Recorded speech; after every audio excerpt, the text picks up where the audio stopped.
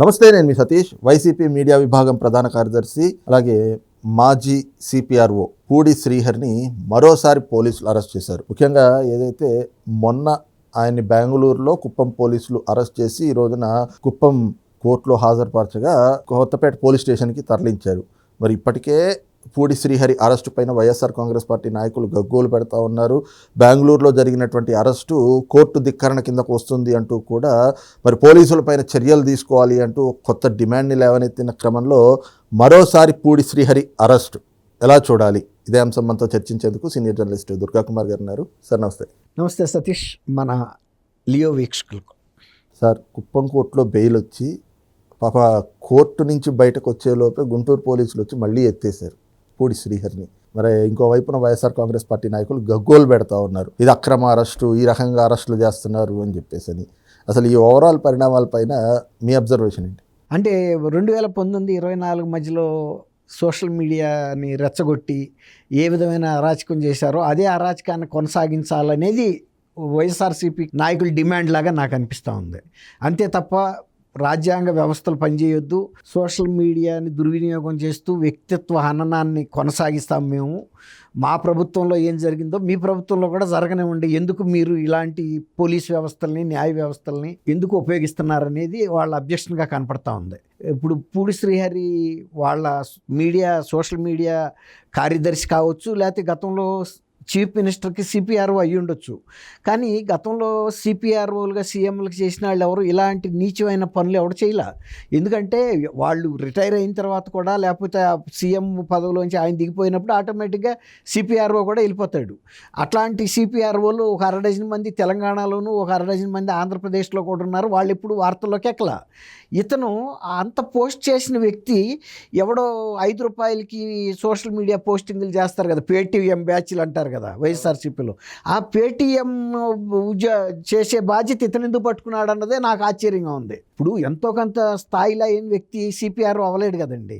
నువ్వు సిపిఆర్ఓగా అయినప్పుడు పని ఇప్పటికీ మీడియా సలహాదారుగా ఉండు, లేదు ఇతరులతో పెట్టించేటట్టు చూడు. Social media Bhargav Reddy social media ఇన్ఛార్జ్గా ఉండి అతను ఏం చెప్పాడు, వర్ల రవీందర్ రెడ్డి చేశాడు, నేను కాదన్నాడు. వర్ర రవీందర్ రెడ్డి ఇక్కడికి వచ్చేటప్పుడు ఇతను చేశాడు కదా, అందుకే పోలీసులు అరెస్ట్ చేశారు. సరే, first time court remand reject చేసింది.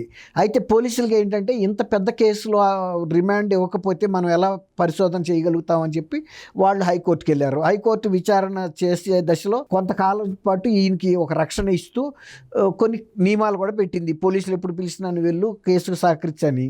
విదేశాలకి పారిపోయే పర్మిషన్ అయితే ఇవ్వలేదు.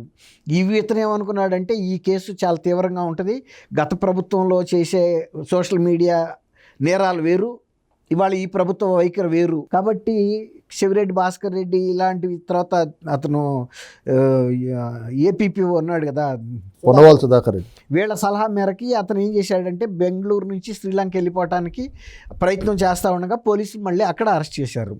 అరెస్ట్ చేస్తే వీళ్ళు ఏమంటారంటే పోలీసులు కోర్టు ధిక్కారం చేశారు, 29వ తారీఖు వరకు అతన్ని అరెస్ట్ చేయొద్దని ఆదేశాలు ఉన్నాయని. కానీ ఒక్కసారి నేరస్తుడు దేశ సరిహద్దులు దాటి వెళ్ళిపోతే మళ్ళీ అతను పట్టుకోవటం చాలా కష్టం.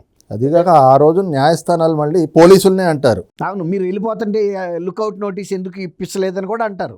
అది కూడా జరిగినాయి.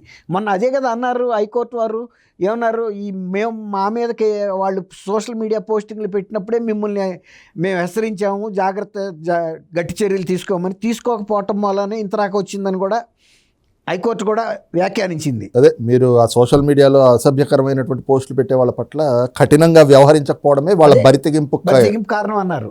ఇప్పుడు అదే పరిస్థితిలో మరి అతను విదేశాలకు పారిపోతుంటే పోలీసులు చూస్తూ ఊరుకోలేరు కదా, మరి పోలీసులు అరెస్ట్ చేశారు.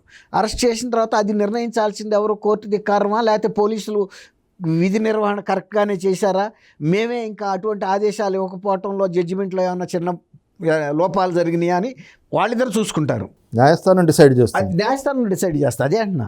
అంతేగాని సుధాకర్ రెడ్డి గారు పంచాయతీ పెట్టలేడు కదా. అట్లాగే వాళ్ళు తీసుకొచ్చారు, కుప్పం కోర్టులో ప్రొడ్యూస్ చేస్తే బెయిల్ ఇచ్చింది కదా, కుప్పం తప్పు పెట్టలేదు కదా, మీరు ఎందుకు అరెస్ట్ చేశారని కూడా అనలేదు కదా. సరే, వాళ్ళ న్యాయశాస్త్ర ప్రకారం, ధర్మం ప్రకారం, చట్ట ప్రకారం ఇచ్చారు. ఇచ్చిన తర్వాత మరి ఇతను చేసిన క్రైమ్స్ మామూలు క్రైమ్స్ కాదు, అనేక పోలీస్ స్టేషన్లు ఉన్నాయి. ఇవాళ అంబటి రాంబాబు గారు కూడా చంద్రబాబు నాయుడు గారిని అనుచిత తల్లిని వ్యాఖ్యానించినందుకు పులివెందుల పోలీస్ స్టేషన్కి వెళ్ళాడు. అట్లాగే వీళ్ళు రకరకాల మొన్న ఇతను భార్గవ్ రెడ్డి కూడా పులివెందుల పోలీస్ స్టేషన్కి వెళ్ళాడు. అట్లాగే ఇంకొక కొత్తకోట పోలీస్ స్టేషన్. ఇట్లా సోషల్ మీడియాలో చేసిన నేరాలకు సంబంధించిన దోషులు ఆయా పోలీస్ స్టేషన్లో నమోదైన కేసులకి హాజరవ్వాలి, కోర్టులకు హాజరవ్వాలి, పోలీస్ విచారణ కూడా హాజరవ్వాలి. ఇప్పుడు సుధాకర్ రెడ్డి గారు ఇంతకుముందు మాట్లాడిన మాటకి కుప్పం కోర్టుకి ఏమన్నా సంబంధం ఉందా? కుప్పం కోర్టు అబ్జర్వేషన్ అని చేసిందా మీరు కోర్టు ధిక్కారం చేశారని? ఇతనికి బెయిల్ ఇచ్చింది, ఓకే. మరి ఇక్కడ కొత్తపేట పోలీస్ స్టేషన్ గుంటూరులో ఉన్న కేసుకు సంబంధించి అరెస్ట్ చేశారు. మరి అరెస్ట్ చేయొద్దు, అతను గతంలో సిపిఆర్ఓ చేశాడు, లేకపోతే వైఎస్ఆర్సిపి సోషల్ మీడియా యాక్టివిస్టు, లేకపోతే ఆ విభాగ కార్యదర్శి అని మినహాయింపులు ఇవ్వమని వాళ్ళకి ఏమన్నా ప్రత్యేకమైన ఉన్నాయా?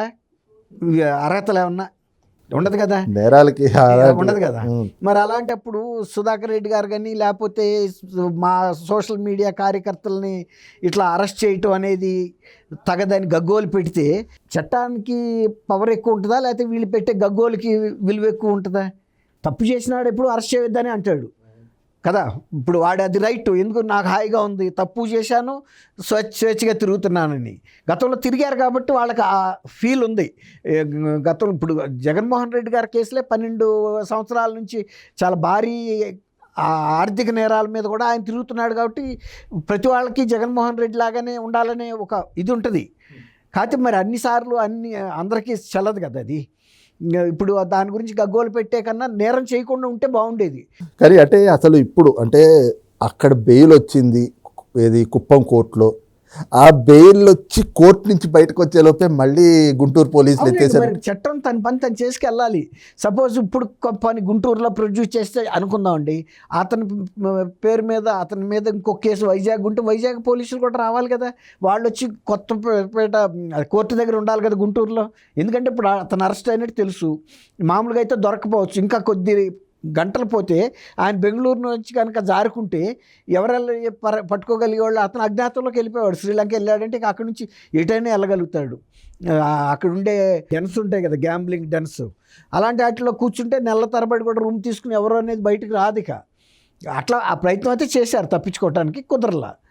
కాబట్టి సోషల్ మీడియా వాళ్ళు చెప్పాల్సింది ఏంటంటే ఇటువంటి నేరాలు చేయొద్దని చెప్పాలి, కానీ చేసిన తర్వాత అరెస్ట్ చేయొద్దనే వాదన సుధాకర్ రెడ్డి గారు లాంటి వాడు చేయటం. సుధాకర్ రెడ్డికి ఏదో స్టేచర్ ఉందని నేను చెప్పను, సుధాకర్ రెడ్డి స్థాయి అంత. కాకపోతే చట్టం తన పని తను చేసుకెళ్తాం. Thank you Satish. మన వీక్షకులు please subscribe to Leo news for more videos.